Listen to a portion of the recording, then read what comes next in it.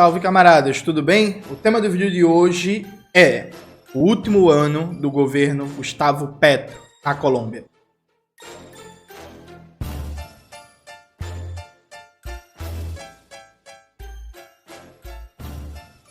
Antes de começar propriamente o tema do vídeo do canal, quero muito agradecer a você que ajuda a manter e melhorar nosso canal a partir do Apoia-se.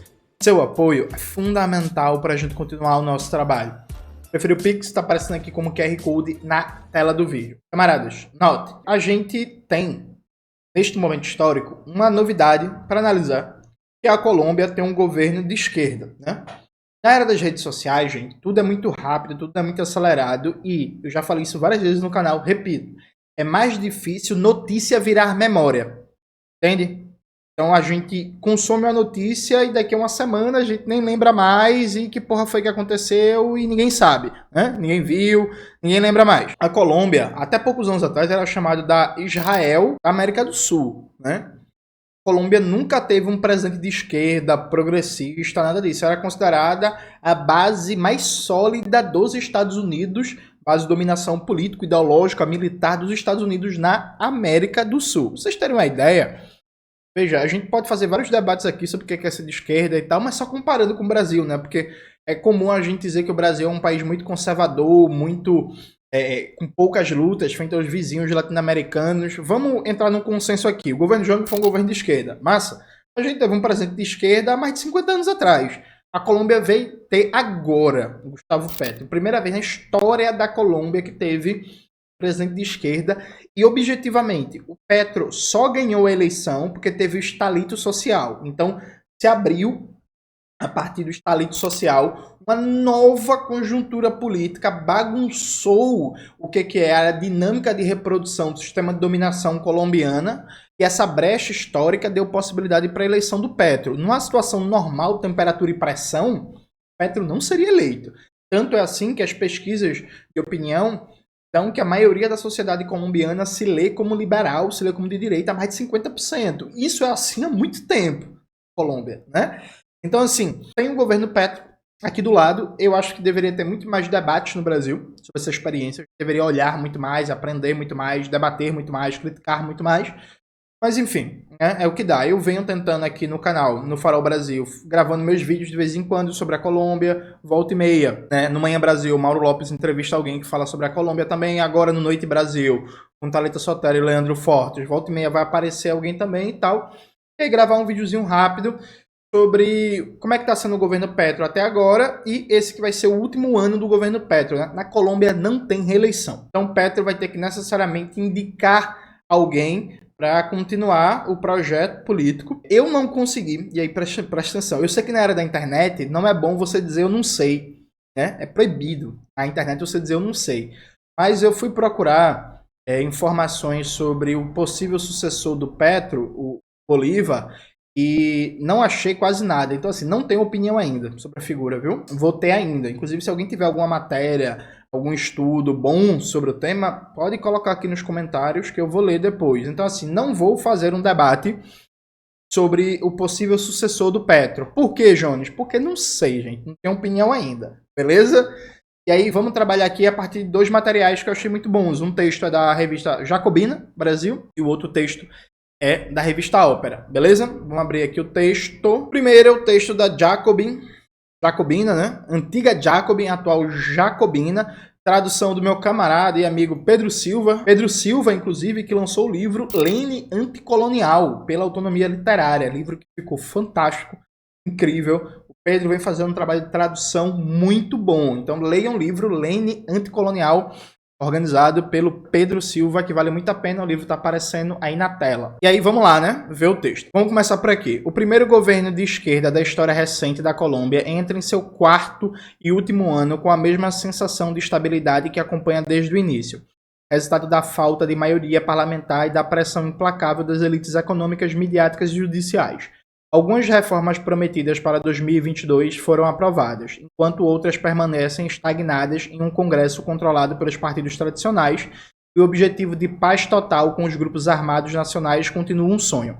O resultado da eleição de 2026 dependerá do resultado final da agenda reformista do governo, da capacidade de Petro de mobilizar seus apoiadores e da capacidade da oposição conservadora de se reunir em torno dos candidatos. O ex-guerrilheiro do M19 se tornou presidente, tem plena consciência de que as ruas são um campo de batalha por onde pode superar as forças conservadoras. Por isso, respondeu à rejeição do Senado à sua reforma trabalhista, que buscava reduzir a jornada de trabalho e melhorar o pagamento de horas extras, convocando um referendo popular sobre a medida. E aí, gente, vem acho que a primeira lição da Colômbia. Veja, nem é marxismo revolucionário, nem é nada, viu? Como gosta de citar uma certa ciência política progressista, é democracia burguesa, leia-se, de alta intensidade. Tem uma proposta aqui, ó, reforma trabalhista, para reduzir a jornada de trabalho, ampliar direitos e melhorar a proteção do trabalho. Aí o Senado, maioria conservadora, liberal, pró-burguesa, diz assim, não, vai aprovar não. Aí o presidente faz, não, tá bom, beleza. Vou mobilizar o povo aqui para fazer um referendo popular. Vamos consultar então a opinião do povo. E aí, gente, é garantia de que ganhou, de que vai ganhar? Não. Ó, na vida, a única coisa garantida é a morte, viu? Tirando a morte, mais nada está garantido na vida. Dito isto, é o básico, né? É o básico de mobilização popular. É o básico de um projeto que tem alguma intenção real de transformação. É por isso que eu não chamo o PT de reformista ou de social-democrata. Reformista é o Petro. Isso aí é reformismo. Viu? Isso aí é reformismo. E reformista é o Petro. Chamar o PT de reformista, especialmente no continente que já, tem o Petro, tem o Hugo Chávez, tem o Evo Morales, já teve o Brizola, e sabe, chamar o PT de reformista é um absurdo. Mas vamos lá, né? Continuando. Para que o referendo seja bem sucedido, são necessários 13,5 milhões de votos, um número muito difícil de alcançar, visto que Petro foi eleito com 11,2 milhões de votos. No entanto, as pesquisas mostram apoio majoritário à realização da votação, sugerindo o apelo da retórica anti-elitista de Petro contra os parlamentares da oposição. Mesmo que o referendo não se realize, o pacto histórico, a ampla coalizão de esquerda de Petro, encontrou no referendo um grito de guerra para mobilizar suas bases e seu ímpeto político para a esquerda, em um momento em que a percepção da decadência do governo se torna insustentável. A agenda reformista incompleta, né? Aqui vai falar das reformas de Petro que ainda não foram aprovadas e as que já foram aprovadas, ainda que com algumas deformações. A reforma da saúde, finalmente aprovada pela Câmara dos Deputados em 6 de março, também enfrentou inúmeros obstáculos. Se o Senado confirmar seu apoio, os principais projetos legislativos do Pacto Histórico se tornará realidade. Uma iniciativa que visa reduzir o papel das operadoras de planos de saúde privados no sistema de saúde e melhorar a prevenção e o acesso aos serviços. Petro foi forçado a incluir representantes de partidos de centro-direita em seu governo para garantir o apoio, como fez para aprovar sua primeira reforma tributária. Petro combinou mobilizações populares em apoio às suas reformas com a negociação com os partidos tradicionais, cujos membros frequentemente se mostraram dispostos a abandonar a resistência em troca de posições de poder. O governo do Pacto Histórico também obteve sucesso na aprovação da reforma educacional, que prevê o acesso gratuito à universidade para estudantes das camadas sociais mais desfavorecidas, além da reforma da Previdência. Esta última é a mais importante para reduzir as enormes desigualdades sociais herdadas de décadas de governos neoliberais. Apesar de sua economia robusta, a Colômbia é indiscutivelmente o país mais desigual da América Latina. Já é a região mais desigual do mundo. A reforma de Petro fortalece o sistema previdenciário público ao criar um pilar de solidariedade e garante aposentadorias dignas mesmo para aqueles que não atingiram o limite de contribuição e leva em consideração o tempo que as mulheres dedicam ao cuidado com os filhos. Isso é muito importante, viu, gente? Feminismo crítico por exemplo, isso aqui. É na hora de pensar a estrutura previdenciária, é pensar o que é a dinâmica de reprodução social pautada pelo patriarcado, em que a organização da reprodução social no lar, no ambiente doméstico, fica nas costas das mulheres. Isso precisa ter impacto do ponto de vista de política pública. Então, na hora de pensar a previdência social, dá para considerar sua jornada de trabalho normal fora do ambiente doméstico. Tem que considerar a jornada de trabalho também que acontece no ambiente doméstico, que é um trabalho não remunerado, apropriado pelo grande capital, e aí ele não se preocupa com a reprodução da classe trabalhadora que vai ser explorada, né? Continuando. Apenas 1 em cada 4 idosos colombianos recebeu a aposentadoria em 2022, segundo o relatório da Pontifícia Universidade Javeriana. Espera-se que a reforma alivie essa situação, reduzindo a pobreza entre aqueles com mais de 70 anos. Além disso, Petro tornou a Colômbia um exemplo internacional de política de transição socioecológica. Ele promoveu acordos sociais com agricultores e comunidades indígenas para proteger a Amazônia e impulsionou as energias renováveis, alterando regulamentações para aumentar os benefícios para as comunidades locais e cumpriu sua promessa de bloquear novas explorações de hidrocarbonetos, uma medida sem precedentes que acelera o caminho para um futuro pós-combustíveis fósseis. Embora ainda seja cedo para avaliar o impacto dessas políticas, o impulso ecológico determinado pelo governo colombiano contrasta com a fraca ação de seus pares no norte global. Aí aqui vem dados sobre onde o governo Petro mais falhou, né? Aqui, Colômbia, a mais desigual da América Latina. 80% das terras pertencem a 1% da população. Quase 1/3 dos colombianos são agricultores, o que significa que milhões sobrevivem em pequenas propriedades. Uma análise da Universidade Nacional da Colômbia revelou que cada vaca na pecuária extensiva tem mais pasto do que uma família de agricultores para cultivar. O conflito armado interno que assola o país desde a década de 60 agravou o problema, já que milhares de proprietários de terra frequentemente utilizaram grupos paramilitares para expulsar agricultores de suas terras. O governo Petro, que descartou desapropriações forçadas, destinou pouco mais de 100 mil hectares, bem abaixo dos 3 milhões previstos no Acordo de Paz. O Acordo de Paz com as Farc e outras guerrilhas previu uma reforma agrária que é distribuir 3 milhões de hectares de terra, né? O que não aconteceu. Foram até agora 100 mil hectares só. A lei de jurisdição agrária, que aceleraria a distribuição de terras, ainda aguarda aprovação e enfrenta forte oposição da direita no Congresso. A extrema-direita sempre buscará manter a injusta propriedade de terra na Colômbia, escreveu Petro no Twitter em 2024. Outra coisa que o governo Petro não conseguiu êxito foi a paz total, né? Aí tem aqui. A grande tarefa inacabada do governo Petro é a paz total, o seu objetivo mais ambicioso. O Acordo de Paz de 2016 pôs fim à guerra entre o Estado e as Farc, mas ex-combatentes dissidentes das Farc, grupos paramilitares e criminosos e a Guerrilha de Libertação Nacional ainda controlam vastas áreas do território colombiano. O maior grupo é o Clã do Golfo, uma força de 9 mil combatentes liderados por ex-comandantes paramilitares e traficantes de drogas. Após o fracasso das estratégias militaristas do governo anterior, Petro iniciou diálogos de paz com vários desses grupos ilegais. O cessar-fogo alcançado em várias partes da Colômbia reduziram a violência, conforme um relatório da Jurisdição Especial para a Paz. No entanto, o fracasso das negociações de paz com ELN, que pareciam promissores, e a eclosão da violência entre grupos armados na região de Catatumbo, no início de 2025, que deixou dezenas de mortos e milhares de deslocados, enterraram o objetivo de paz total a curto prazo. Embora não tenha abandonado o diálogo com os grupos armados, o governo aumentou a pressão militar e se concentrou em negociações com grupos armados em escala local para acalmar o conflito e proteger os civis. Aí aqui descreve um pouco, né, das tendências eleitorais. Esse aqui é o candidato possível para suceder o Petro, o Gustavo Bolívar, que foi quem eu não consegui mais informações, então até agora não tenho opinião. Em breve a gente fala sobre a figura, né? Meu amigo Alexandre Vasilenskas fez uma brincadeira dizendo assim, gostei do sobrenome, né? Bolívar. Aí eu falei, Alexandre, cuidado, que na América Latina a gente teve um Lenin Moreno, né, recentemente e deu merda no Equador, né? Cuidado, gente. O nome, inclusive tinha Stalin Pérez na Venezuela, né? Que o nome do cara era Stalin Pérez, ele era trotskista. A América Latina é fantástica, eu amo.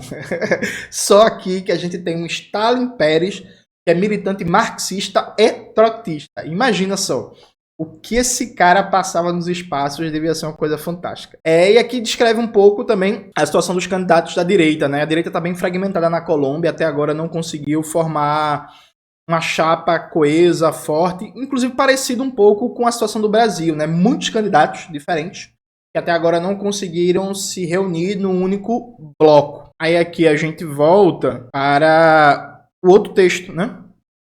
O do Opera Mundi, que é Colômbia, Petro convoca atos para que a reforma trabalhista seja aprovada por consulta popular. Ao contrário do Brasil, que o presidente Lula não foi para as ruas, não instigou atos e por aí vai, na Colômbia o presidente Gustavo Petro fez do 1º de maio uma mobilização em defesa da reforma trabalhista, que reduz jornada de trabalho e amplia direitos, e convocou atos de rua, estava nas ruas e por aí vai, né? E aí, vamos lá. No 1º de maio, o presidente colombiano Gustavo Petro testa sua popularidade convocando os trabalhadores do país a ir às ruas em defesa da reforma trabalhista que ele propôs e foi rejeitada pelo Congresso. Para superar a resistência da oposição e do empresariado, o mandatário enviou ao Senado uma proposta de consulta popular, em torno de 12 pontos, para que os trabalhadores se manifestem sobre as melhorias que o governo está disposto a implementar. Gustavo Petro escolheu o Dia do Trabalhador, celebrado em diversos países, para mobilizar seus apoiadores nas ruas da Colômbia em defesa de sua proposta de consulta popular sobre a reforma trabalhista. A expectativa é de que mais de 300 mil colombianos participem, incluindo professores, aposentados e representantes de povos indígenas.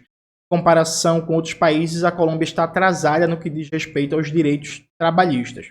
A consulta popular prevê propostas pelo governo, tem 12 perguntas relacionadas à ampliação do bem-estar e garantias aos trabalhadores previstas na reforma. Entre as propostas estão a limitação da jornada de trabalho a, no máximo, 8 horas diárias e o pagamento em dobro para quem trabalha aos domingos e feriados. A reforma também contempla uma licença para tratamento médico e períodos menstruais incapacitantes, além de garantir algum tipo de contrato de trabalho e contribuição previdenciária aos entregadores de aplicativo. Esse ponto aqui eu achei muito interessante, períodos menstruais incapacitantes. É muito massa como na Colômbia o movimento feminista vem conseguindo, vários setores, mergulhar fundo em questões trabalhistas, em questões econômicas, né? Uma contribuição foda, uma crítica da economia política desde uma perspectiva feminista. Incrível, muito importante, inclusive isso precisa fortalecer no Brasil, diga-se de passagem, viu? E vamos lá, continuando. Entre as exigências estão a contratação de pelo menos 2 pessoas com necessidades especiais a cada 100 funcionários de uma mesma empresa e a extensão do acesso à previdência social para trabalhadoras domésticas, agentes educativos que trabalham com a primeira infância em comunidades carentes, entre outras categorias profissionais. A reforma também busca restringir a possibilidade das empresas recorrerem a contratos de trabalho de curta duração para a regra geral, seja de contratos por tempo indeterminado. O texto também prevê aumento de indenizações em caso de demissões de trabalhadores sem justa causa, cabo de guerra, né? E aqui veja como é fantástico a burguesia, né? Veja, no Congresso colombiano há articulações para unir vários partidos em oposição à aprovação da proposta de votação. Paralelamente, existe uma iniciativa do Partido Liberal, apoiada pelo Partido Conservador, que planeja uma reforma trabalhista menos radical que a proposta por Petro. Veja, a burguesia, gente, em todo o país do mundo, viu? A burguesia ela é o seguinte, veja. Quando ela acha que uma proposta não tem força popular, não tem apelo popular, qual é a lógica dela? É dizer não, 100%. Não, é não. Quando ela vê que tem um apelo popular, sempre vai ter um setor que vai dizer assim, ei menino, é melhor negociar. E a lógica é, o setor da burguesia diz não. Outro setor diz, não, vamos ver, vamos conversar, um negócio menos radical e tal. Aí, se a proposta ganha força, ganha impulso da classe trabalhadora, o setor que quer negociar, que quer entregar os anéis para não perder os dedos, ele assume a direção. Gente, historicamente, em todos os países do mundo, essa é a tendência. Né? Sempre tem um setor que é não, e um setor diz assim, ei menino, vamos conversar, vamos baixar aí essas reivindicações que dá pra gente conversar. Se ganha força a mobilização da classe trabalhadora, aí os dois setores se unem em torno daquele setor que quer conversar, mas rebaixando a pauta, e para a coisa andar e reduzir a radicalidade da classe trabalhadora. É mais ou menos isso que está acontecendo no debate sobre escala 6x1 no Brasil, viu? E aí eu vou adiantar para vocês. O Lula, o presidente Lula, está do lado daquele setor que quer rebaixar a pauta para se a coisa andar, sabe? Mas depois a gente conversa sobre isso. Vamos continuar aqui. Os opositores argumentam que a reforma não geraria emprego, prejudicaria as empresas e não apresenta informações precisas sobre custos. Petro acusou os parlamentares de traição e de romper o diálogo com o governo. Em resposta, o presidente convocou a população às ruas no 1º de maio. De acordo com pesquisa divulgada pela CB Consultoria Opinião Pública, em abril deste ano, 41% dos colombianos classificaram a gestão de Petro de muito ruim. A queda de popularidade é reflexo de decisões internas e externas do presidente. Uma delas é a não continuidade dos acordos de paz com o Exército de Libertação Nacional. Em janeiro deste ano, o confronto entre esta guerrilha e dissidentes das Forças Armadas Revolucionárias da Colômbia deixou um saldo de dezenas de mortes e aumentou a violência e instabilidade do país. Então veja, basicamente o governo Gustavo Petro, depois de sofrer várias tentativas de golpe de Estado, depois de governar com minoria parlamentar, a base parlamentar do governo Petro, proporcionalmente, é menor que a de Lula, viu?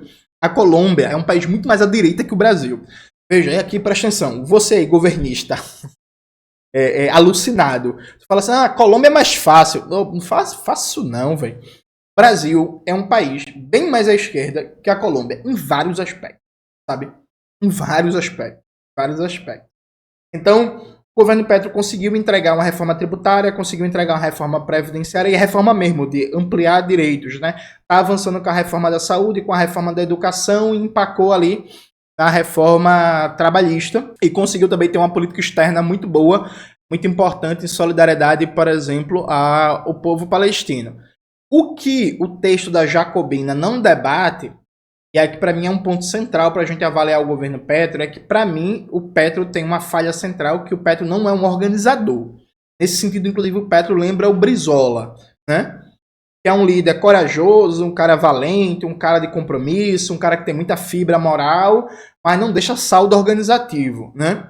Acho que no balanço do governo Petro a gente precisa analisar mais isso, inclusive falta na imprensa de esquerda, na imprensa progressista, na imprensa inclusive marxista, um debate maior sobre como, diferentemente de outros líderes da América Latina, como Hugo Chávez, que era um brilhante organizador, viu? Um brilhante organizador, o governo Petro está chegando no último ano de governo e o saldo em termos de fortalecimento do tecido organizativo colombiano, no sentido de usar o aparato do Estado para estimular a organização popular de baixo para cima, é muito pequeno, né? Aliás disso, tem algumas atrapalhadas do governo Petro também. O rompimento com a Francia Márquez é um negócio estranhíssimo, um negócio desnecessário. Aquela coisa de televisionar uma reunião de ministros, também uma tragédia, é um negócio totalmente desnecessário.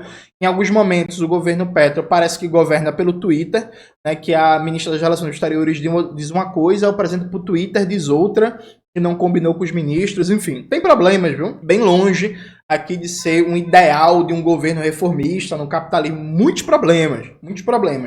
Mas eu acho que o governo Petro mostra uma perspectiva básica, que é, em alguma dimensão, aproveitar uma oportunidade histórica. A Colômbia, um sistema político muito fechado, muito blindado às mobilizações populares, às demandas populares, vem uma rebelião social que abre uma oportunidade histórica, o governo aproveita para colocar em pauta, em debate, reformas populares importantes que fortalecem as condições de luta da classe trabalhadora, né? Algumas foram aprovadas, outras ainda não, mas uma coisa é inegável, o governo Petro tentou.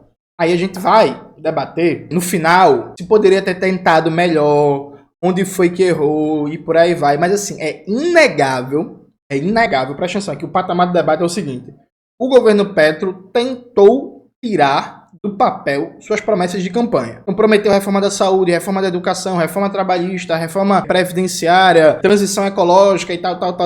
Tentou tirar do papel. Algumas coisas andaram mais, outras faltou, inclusive, mais empenho do governo, como no caso da reforma agrária. Não que seja fácil, né, gente? Mas assim, faltou mais empenho. Tentou. Percebe? Aqui no Brasil, se tentou. Aqui no Brasil, a mentira da vez é: não pode tentar, por causa da correlação de forças. Mas aí, menina, é proibida? É proibido. No Brasil é. Então, eu vou ficar devendo para vocês uma análise sobre o possível sucessor do Gustavo Petro, e quando eu tiver as informações qualificadas sobre isso, eu vou trazer aqui para o canal e a gente aprofunda esse debate sobre o caráter organizativo do projeto lá do Pacto Histórico representado pelo Petro, o problema e uma coisa... Eu vou usar aqui um conceito gramsciano de maneira muito imprecisa, presta atenção. Às vezes dá a impressão que o Gustavo Petro é uma coisa meio de um cesarismo progressista, uma coisa de o presidente por cima, estimulando as mobilizações de baixo, mas é como se o presidente fosse muito mais um animador das lutas e não tivesse um papel organizador. Acho que esse é um elemento fundamental para a gente debater. Nos próximos vídeos do canal aqui sobre a Colômbia, a gente vai falar sobre isso, tá bom? É isso, galera. Espero que vocês tenham gostado do vídeo de hoje do canal. Não se esqueça de se inscrever no canal, ativar o sininho, curtir esse vídeo, compartilhar e tudo isso que vocês já sabem. Um beijo e até a próxima.